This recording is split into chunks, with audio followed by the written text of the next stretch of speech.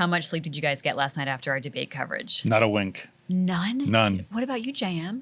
I got 5.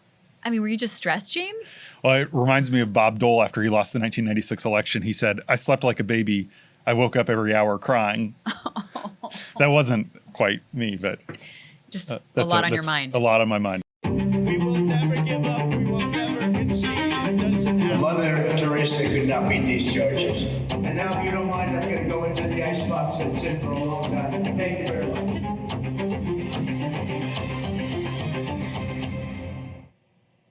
Welcome to the Trump Trials Sidebar from the Washington Post. I'm your host, Libby Casey, and I'm joined in our Washington, D.C. studios by James Hohmann and J.M. Rieger. Joining us from Atlanta is Rhonda Colvin. She was at the site of the first and perhaps only debate of the general election cycle between former President Donald Trump and President Joe Biden. Rhonda was in the spin room last night, really as close as reporters could get to the debate itself. Today, we're going to talk about that debate and why it was so important. And since this is Sidebar, we'll also talk about Trump's legal cases and how they factored into the debate and to what end. One programming note, we're off next Thursday for July 4th, but we are watching the Supreme Court to come out with its immunity decision. The case is Trump v. the United States, and we'll record an episode as soon as that breaks. So watch for that and listen for that in your podcast and YouTube feeds. But now, the debate. Reflecting the morning after, what impressions are you left with, James? Democrats are in disarray. It's a cliche, but it's true that Democrats are panicked that their standard bearer doesn't appear to pass the threshold, the energy test, the stamina test, the mental competency test to serve 4 more years. I mean, what you're saying is extreme, but is. Biden did set that bar. I mean, the campaign had said this was a moment that he could change the narrative about him being too old at 81. And they've spent so much time pushing back on any reporting, any video that shows him slipping, saying that that's in bad faith or that it's a deep fake. And the American people, tens of millions of people, saw it with their own eyes. It doesn't mean Biden's not going to be the nominee. He very likely will be their standard bearer. We have a long history of incumbents struggling in the first debate and bouncing back. There are still several months until the election, but Democrats are appropriately freaking out. And the job last night was to put to bed worries and also try to put Trump in a box that Americans could or would find unacceptable to be the next president.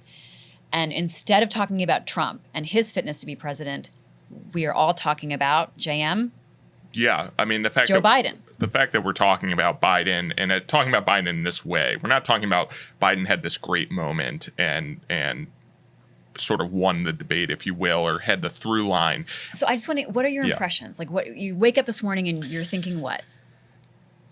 It was objectively a bad debate for Biden, but it wasn't a good debate for Trump.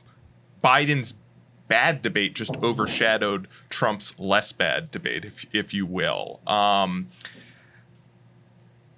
My skepticism at the moment in terms of how bad this potentially is for the Biden campaign and for Democrats in this election is we don't yet have any polling of what the impact was, how much this moved the needle. My other degree of skepticism is that we are still in June. Neither candidate's even been nominated yet, right? So while Democrats are freaking out, rightfully so, because that was a really poor debate from Biden, there is still a ways to go in this campaign. A lot can happen, and the race has been remarkably static so far in terms of the polling. We're talking about incremental shifts one way or the other. The bad news for Biden, on top of really not putting the age question to bed, though, was it wasn't just that he needed to put the age question to bed. He also needed to start to pick up some momentum and gain some ground on Trump. He's losing in the majority of the key battleground states. He's slightly behind Trump in the Washington Post polling average right now. Those are areas where Biden needs to pick up. Let's remember in 2020, Trump never led Biden in a Washington Post national poll And here we are in 2024.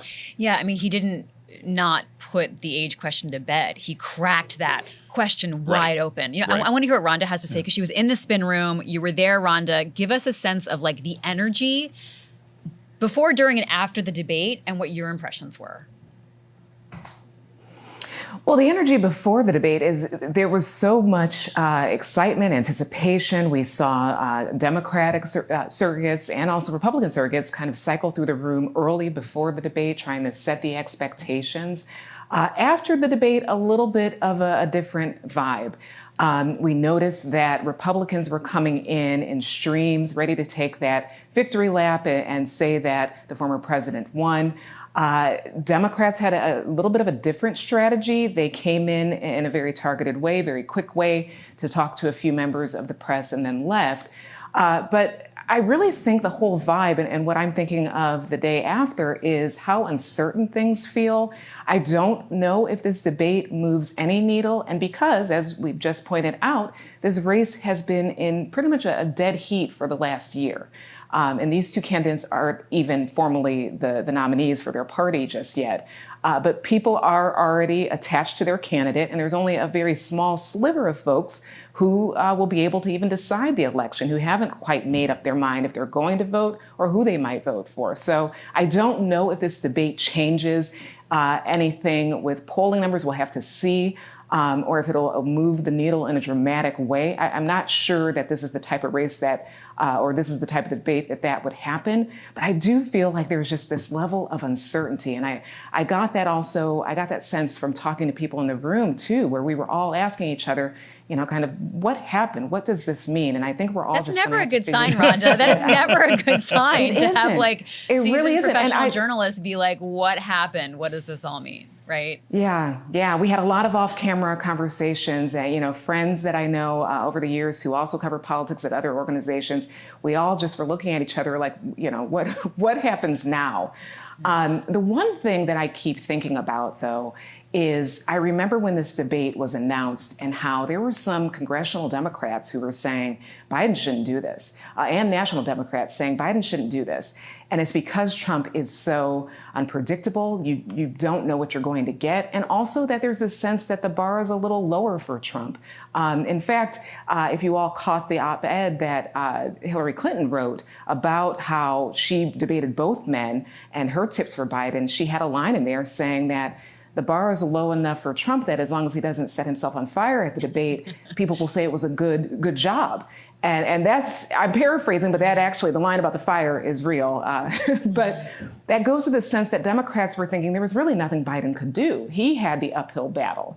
And they also were fearful, Democrats were fearful that this would help legitimize a Trump run. They've been working for the last 4 years trying to remind people that he is the one responsible for whipping up the crowd on January 6th. He has not firmly said that he lost the 2020 election. So they felt like they already had the upper hand morally. But, you know, now it's like everyone is talking about Biden's performance, and Democrats are going to have some work to do to figure out how to move forward on this. Yeah, okay, so it's so fascinating what Democrats were worried about. I would counter by saying Trump is predictable and that he's unpredictable. Like, we knew that there were a couple different ways Trump could launch into this debate. But we also know, and any strategist could tell you this, that he has triggers, right? And if an effective debater got up there and brought up things like the legal cases and things like that, which Biden eventually got to, and we'll talk about that in a little bit, you could needle him, you could rile him up, and you could get the Trump that's less controlled and less modulated. The problem was the setup, and we knew the setup, and the Democrats knew the setup. Team Insisted Biden on knew it. the setup, that Dana Bash and Jake Tapper would not be fact-checking in real time, right? That they would let the candidates do that there was this parrying and back and forth where you had some time, then the other guy had some time, then you had some time, so that it was up to Biden to fact-check Trump and hold him accountable. And Biden was not up to that job. And so that was controllable, that was predictable. That wasn't about Trump going off the rails. That was about, like, the one thing that's predictable is that Trump's going to say things that are not true. Right. And so if you're going up against him, you have to be the one to fact check. Right. Fair to say? Yeah, absolutely. We saw a fairly disciplined Trump, and I do think the format ended up working. But Rhonda makes a really great point that, like, like Hillary Clinton had said, a fairly disciplined Trump means that he stayed on message, he had his talking points down. It does not mean he was factual. Right. It does not mean he was answering the questions. Right. He was disciplined in the way that he wanted to be. But he sounded forceful. He sounded, he was lying about quite a lot, but he actually was pretty disciplined at pivoting. His message you can argue about, but he clearly had done more rehearsal than the campaign had let on. The Trump folks made a big deal about how he wasn't doing like mock debates the way that Biden was and didn't go down to prepare for a week. And clearly Trump was practicing answers, practicing how to respond to abortion question, January 6th question, Charlottesville. Those were scripted answers. We really basically saw a teleprompter Trump, not Twitter Trump. And so that is why he was able to ultimately clear what was a low bar. But what Biden wanted to do was to make this a referendum on Donald Trump. And instead, today, it feels like a referendum on Joe Biden. We have to do some real talk here because Democrats are talking about this. James, you've told me that your phone was like blowing up last night, just 15 minutes into the debate. What were you hearing from Democrats about their concerns and about their options moving forward? I think there's a lot of Democrats who would love to have an alternative, but there really is no alternative short of Joe Biden deciding to voluntarily step aside, which is extremely unlikely to happen. Biden already has locked down the number of committed delegates who are bound to him for the convention. He would really have to step aside. And one of the problems, as far as even Biden allies kind of defend, is that Kamala Harris is no more popular than Joe Biden. I think she obviously is younger and more vibrant, but the Biden allies say Kamala Harris isn't going to fare any better against Donald Trump. I'm not sure that's true, but it's not like the Democratic Party would automatically coalesce. And so you could have sort of you have a lame horse, but you also have sort of the devil you don't know. Running for president is unlike anything else. We talk about governors like Gretchen Whitmer or senators like Raphael Warnock, but they've never run in a presidential contest. They've never run against Donald Trump. And so you are taking a big risk if Biden chose to step aside, which I don't think he will. Well, I think, Rhonda and James have made important points that we'll see what the polls show us, but there were focus groups that were, in full swing last night, and the responses were not favorable to the Biden campaign. Yeah, I mean, James, my skeptic, or my optimist. I don't know. Well, in terms of the replacement stuff, I just want to piggyback on what James was saying, which is there's not a lot of polling out there to indicate that any of these names being floated out as replacements, if we even get there. We're, by the way, obviously the caveat here, we're way cart in front of the horse here, right? But I know that's where the discussion is. And why are we talking about this? Because some Democrats are talking about this. A lot of Democrats. Exactly. Correct. Newsom, Whitmer, Harris, they're not, the polling that's been done doesn't show them doing any better. In a lot of cases, showing them doing worse in a head-to-head against Trump. So now those were done, months, X amount of time. But so my inclination right now is just more of a wait and see. Everything is on the table. I think that's kind of James's key point here, which I think is a really important point to make. And the fact that everything is on the table shows how bad it was for Joe Biden, right? Rhonda, who was in the spin room repping Biden, and what was their mood and energy like afterwards? I mean, you talked about how they had made the strategic choice to kind of come out as a group and then go back, but I saw Gavin Newsom all over that spin room you were in before the debate, right? That's a name that James just mentioned. Raphael Warnock was around, name that James mentioned. Were people deflated afterwards? I don't think I saw Democrats deflated, but I think they came in knowing they had work to do. They sort of maintained the chorus that, follow Joe Biden on the substance, and you can't judge a president by this one debate. So it seemed as if they were ready to answer the questions that everyone wanted to know. How bad was this for Joe Biden? What are your thoughts about it? So I don't know if they were deflated, but you could tell that there was certainly different energy between how they were approaching the spin room and how Republicans were approaching it.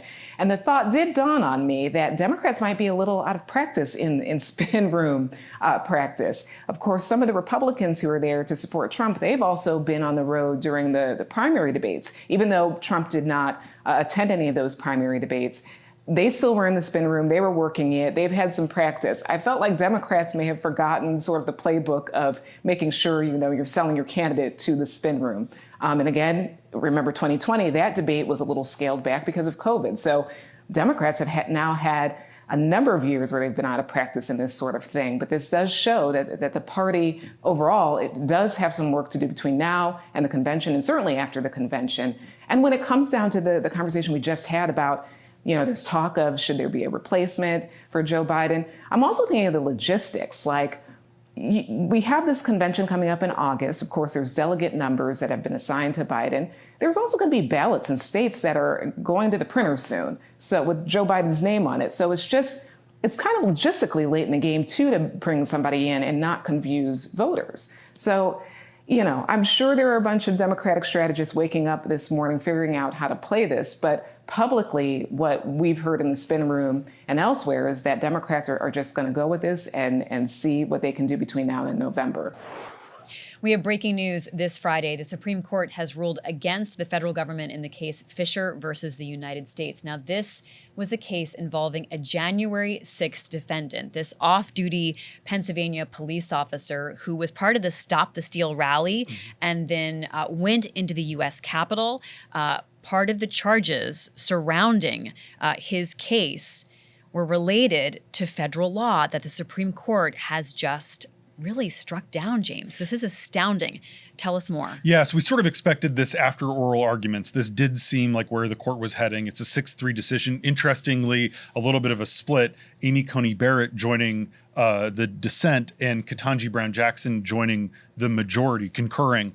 Essentially what happened was after the Enron scandal, in 2002, they passed the Sarbanes-Oxley bill. It was originally written as sort of a financial crime statute, and it said you can't impede Congress or otherwise obstruct a proceeding. And when you read the plain text, it clearly would apply to January 6th. I mean, if that's not obstructing a proceeding, exactly. I don't know what is. And all the layman's mind here. Exactly. Like, 15 judges had ruled on this before it got to the Supreme Court. 14 of the 15 had said that it was an appropriate use of this statute. Only one person had held out.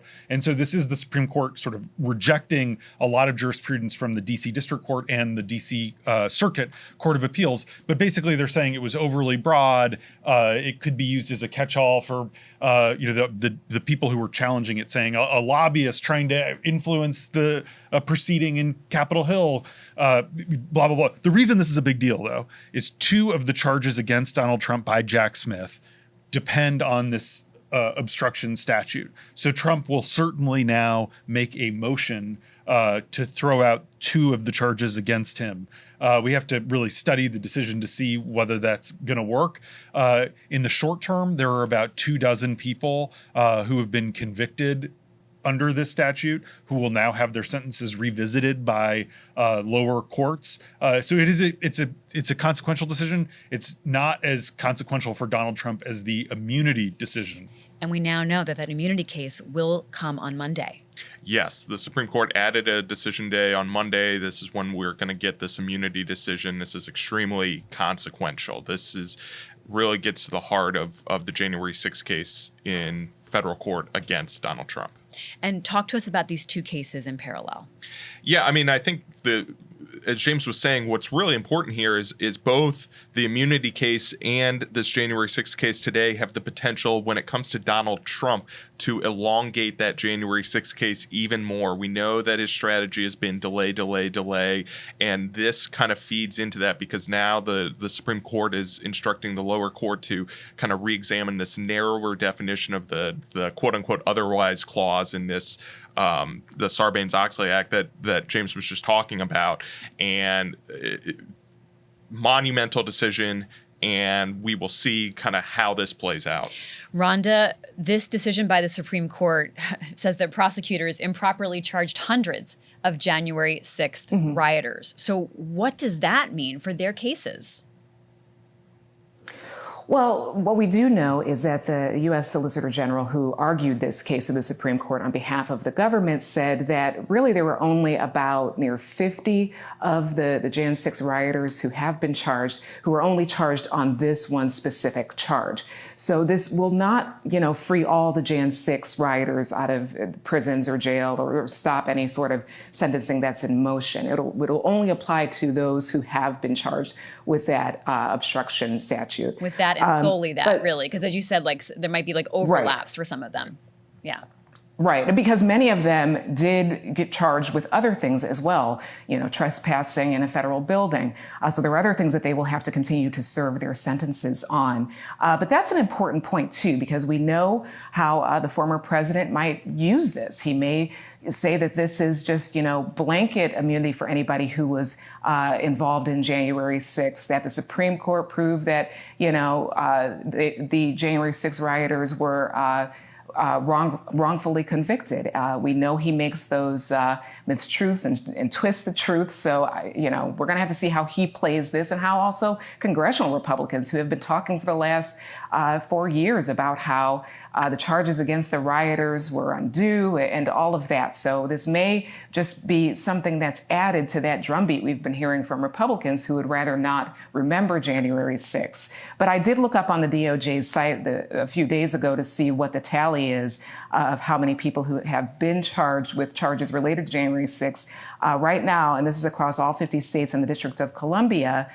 in nearly all 50 states, there have been about 1,400 defendants who have been arrested on charges related to January 6th. So again, this decision does not free everyone, but we're going to have to see how this is added into the election rhetoric by the former president.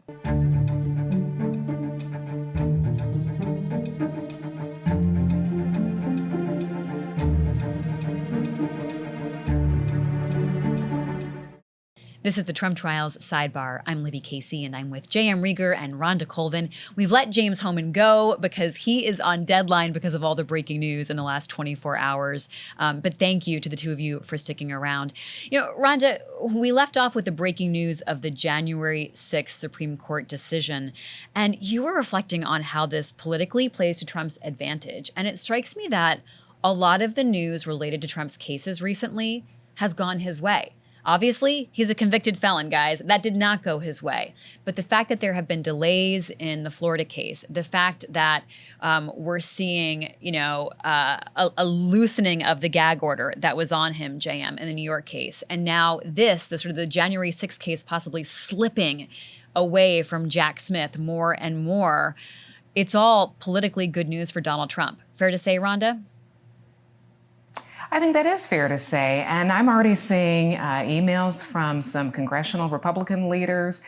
I just saw one from Jim Jordan saying that the Supreme Court has shown that Congress should make the law and not prosecutors who are on witch hunts. So they're going to use this, or at least try to use it to their advantage, try to add to the chorus that the law has been weaponized against the former president. We'll see, once we get that immunity case from the Supreme Court, what decision they've made there, how that might even add to this if the Supreme Court rules in a way that's favorable to the former president. But yeah, it's totally fair to say that it appears that a lot of things are swinging Trump's way, especially with these court cases. If you think back to a year ago when some of these indictments came down, think about the Georgia case, how strong that case seemed. And now that's on ice, at least for now. We've got the Florida one definitely on ice for now. The Jan 6 federal one, it seems less and less clear when that might come up. So again, it's just this waiting and seeing. But again, it does look like good news for him in the short term. Of course, if he does not win in November, these cases could go forward, especially the January 6th federal case. And one of the jobs, Rhonda, of Joe Biden at the debate on Thursday night was to hammer that point home, to say, Trump wants to win. This is the talking point. Trump wants to win because if he loses, the legal cascade will come down on him. And he really struggled to make that point. He really struggled to paint Trump, as the surrogates were painting ahead of time, as narcissistic, only fighting for himself, running for office just so he could stay out of jail. So Rhonda, how effective were Biden's attacks last night on Trump's legal problems and legal drama?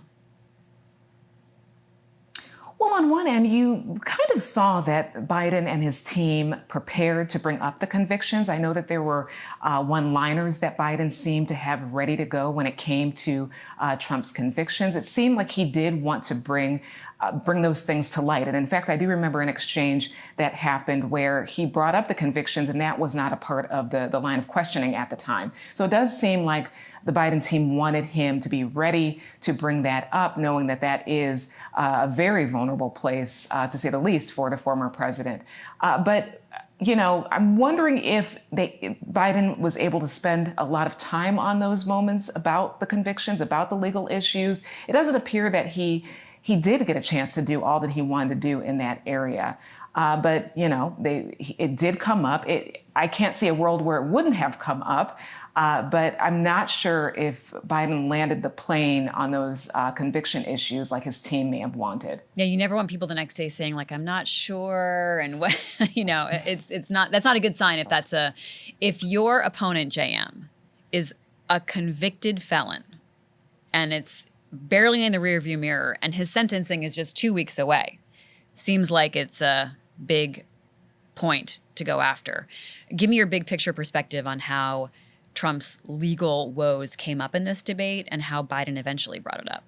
Yeah, I mean, it didn't come up until about 40 plus minutes into the debate. Now, some of that is the structure of the debate itself in the sense that the questions were asked late on that. Except Trump was able to bring up immigration within Correct. I don't know the so exact time code, yes, but it's up to the person answering the question to control and pivot, right? Right. And that's what I was just about to say, which is that Biden did not make a point of talking about Trump's legal issues until it was prompted by the moderators, right? Until it came up in a question. I remember so what you're talking about, it's like 43 minutes in. Yeah. Let's go back to that tape and play it because you do hear this attempt to pivot. Let's listen.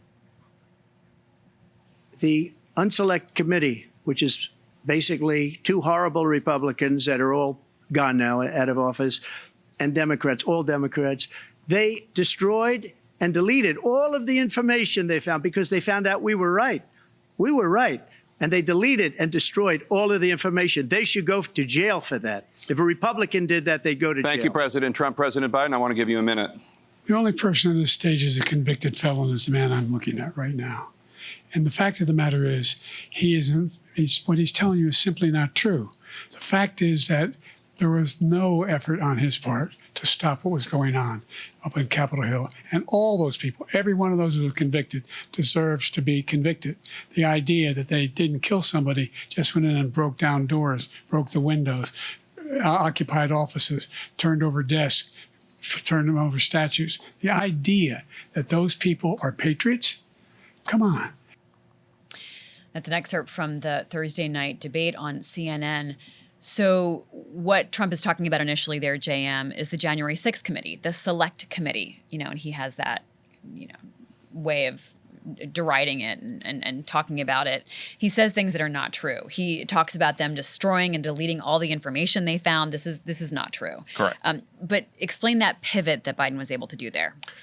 Yeah, I mean, Trump, that was one of the many falsehoods that he just floated out kind of throughout the evening last night, right? Biden's able to then pivot that and talk about the broader issue of January 6th, which is a liability for Trump.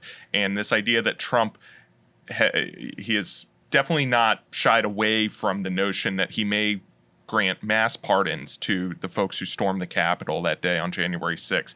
And Biden was able to kind of drill down on that and really sort of hold Trump's feet to the fire. It was probably one of Biden's better moments of the debate, if you will, the fact that he was able to pivot it back there a little bit.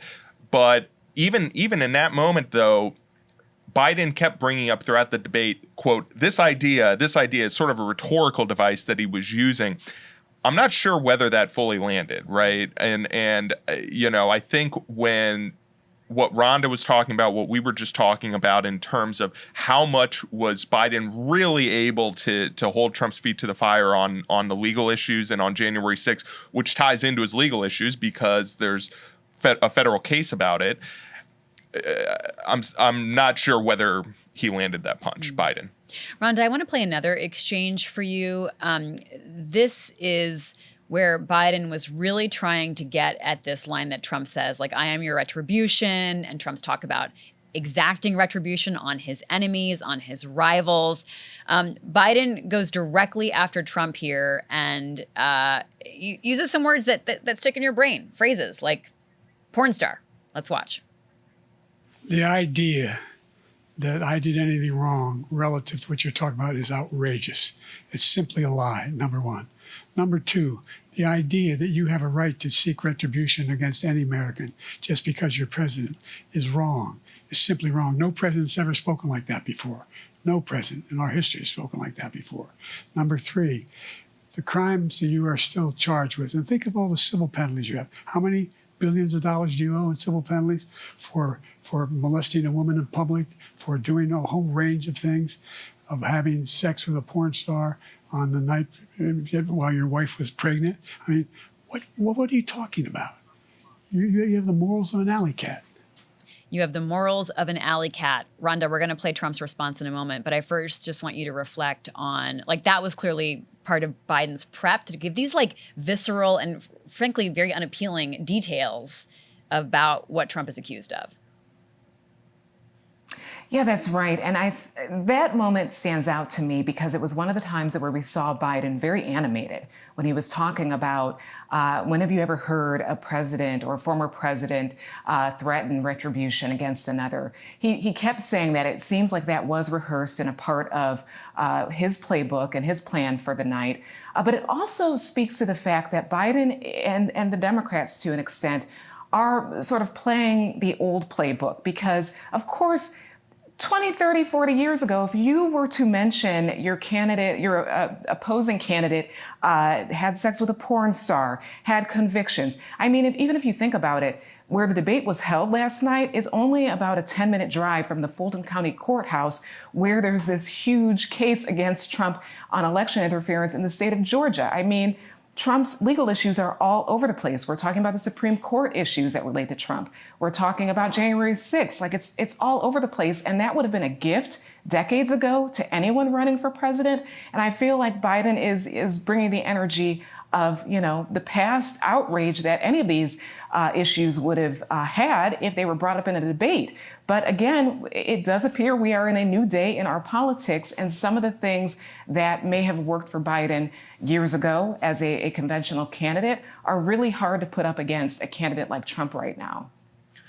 And I thought that was honestly one of Biden's better moments of the night, that sequence that we just played there, where he is sort of rattling off the legal issues that Donald Trump is facing. I thought he was able to drive home that point a little more succinctly in the clip that we just played. And frankly, we, as much as we rightly have talked about how bad the debate was for Biden, Trump did not do a good job of kind of changing the conversation. He tried to on his own vulnerabilities. One of those key vulnerabilities is his legal issues, and he didn't do a great job of answering for that. Can we play the tape of how Trump literally answered that very question? Yeah, let's roll the tape. I didn't have sex with a porn star, number one.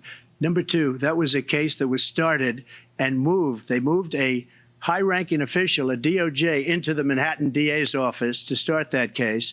That case is going to be appealed and won. We had a very terrible judge, a horrible judge, Democrat. The prosecutor were all high-ranking Democrats, appointed people, and both the civil and the criminal. He basically went after his political opponent because he thought it was going to damage me. But when the public found out about these cases, because they understand it better than he does, he has no idea what these cases are. But when they found out about these cases, you know what they did? My poll numbers went up, way up. You know that because you're reporting it. And we took in more money in the last 2 weeks than we've ever taken in the history of any campaign. That's how Trump responded to Biden's legal critique of him. Now, some fact checking. This is not true. They moved a high-ranking official from the DOJ to the Manhattan DA's office to start the case. That is not true. People often shift jobs and things like that. What is true about that, however, is that Trump has had a lot of success in fundraising, and he's seen a backlash in his favor by his supporters because of his legal woes, JM. Yeah, well, and he talked about how his poll numbers have improved. It's actually shifted a little, ever so slightly, but a little towards Biden, actually, post conviction. Trump, I think, was talking about maybe when he was first indicted, which there is some truth to that. But post conviction, at the end of May, there's actually been a slight shift towards Biden. The other thing that was notable there, Biden talked about the E. Jean Carroll case. Trump didn't refute that. Trump has refuted it before, but the fact that he just sort of left that lingering out there, I thought was also notable. Rhonda, the moderators asked Trump about January 6th and said, as a president, you swore an oath to, quote, preserve, protect, and defend, unquote, the Constitution.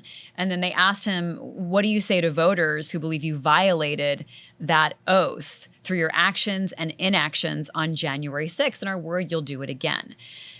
Trump did not answer the question. He said on January 6th, we had a great border, we were energy independent, we had lowest taxes. He rattled off a bunch of things. It was clearly a prepared talking point, a way to pivot away from the focus of an insurrection that was done in his name.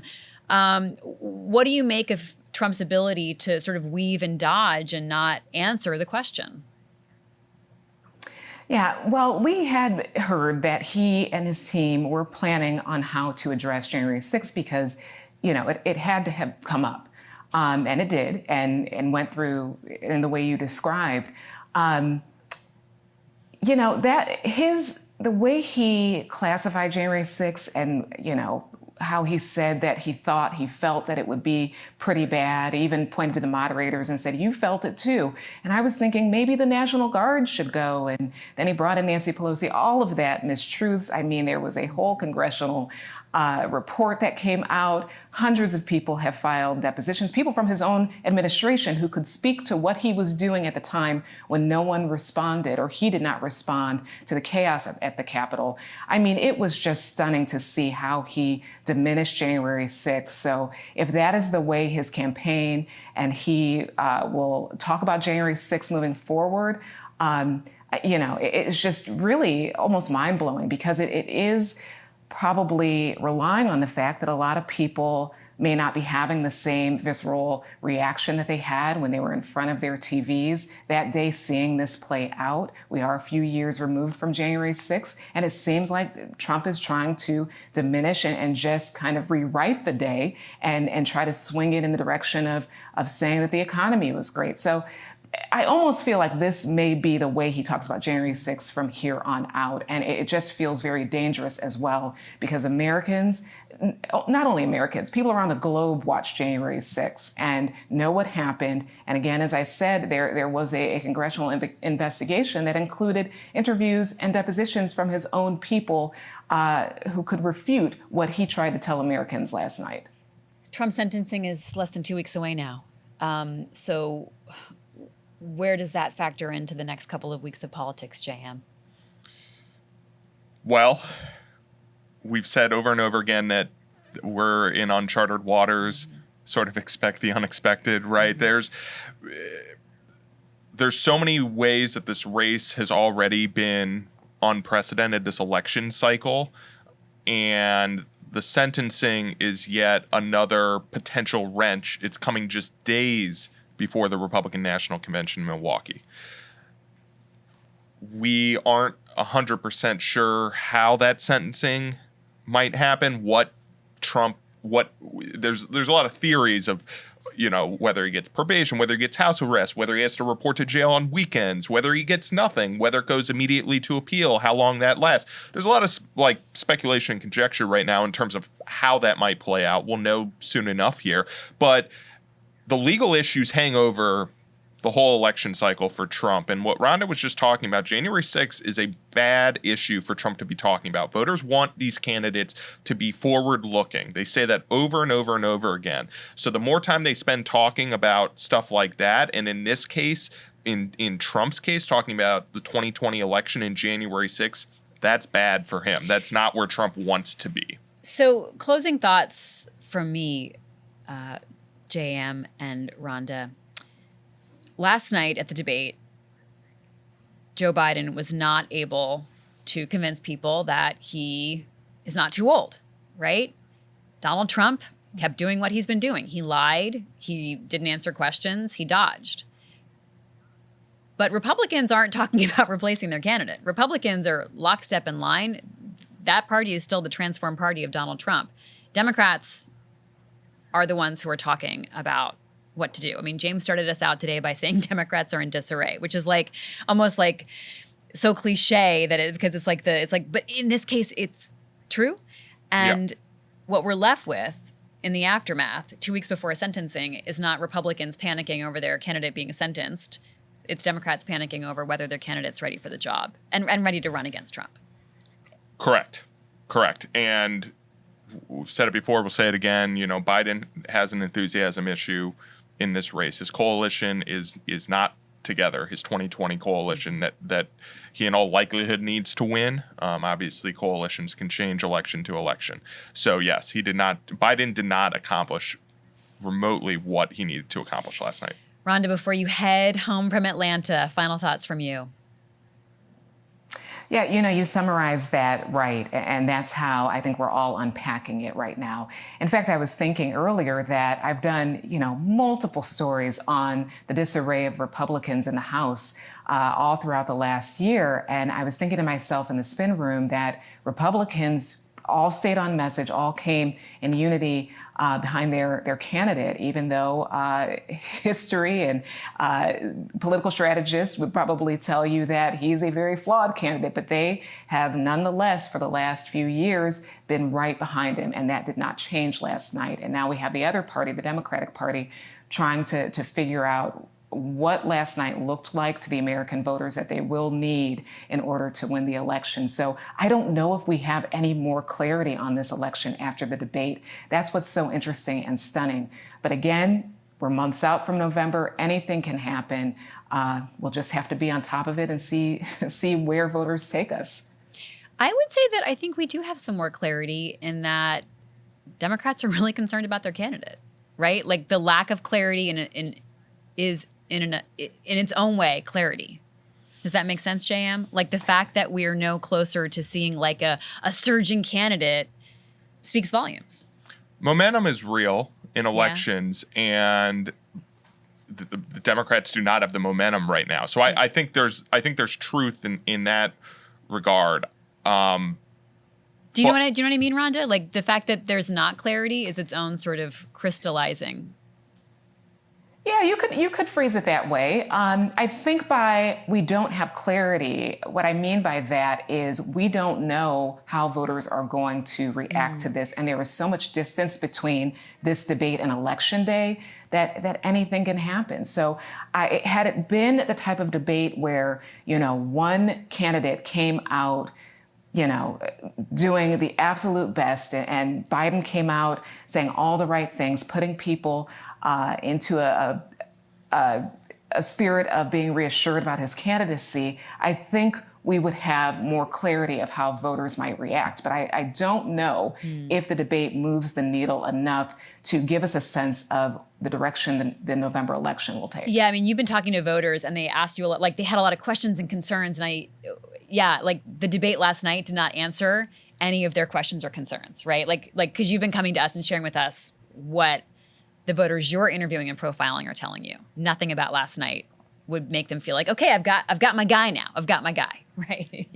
Yeah. That's right. And you know what? I was actually thinking about one of the voters we spoke to, and I was talking to our colleague Ross, who worked on that story with me, and we were saying that she kind of foreshadowed that this debate would really not pan out to be something that voters would make their decisions on. She told us that she would watch it, But no matter what either candidate did, it probably would not help her make up her mind on either one. And that is because a lot of the feeling about Biden and Trump, it's already baked in among a lot of voters, even the voters who just aren't sure about this election and are unhappy.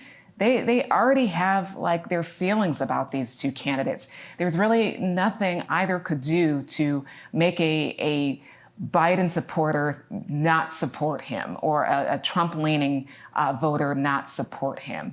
Both candidates are not doing enough to convince anyone really that they're up for the job. And that's what also makes this election so interesting to track, is because it's really affecting voter sentiment and how people feel about their, democratic right to vote. We're not feeling from voters that they're excited about November, that they're excited about a candidate. It's almost like a slog. Like from here on out, they're just gonna, wait till November and see what they feel then. And that feels a lot different from, the past cycles that we've covered. JM? And because we're in such uncharted waters this cycle, that's what makes this so hard to gauge how this is going to play out. While we have some inclinations, two oldest candidates ever in a presidential election, two most unpopular candidates, the race has basically not changed, basically been a toss-up more or less the whole time. People's views are baked in on these candidates. And on top of that, we know that voters have not been closely following things. Now, maybe last night was that pivot point, but maybe it wasn't, right? So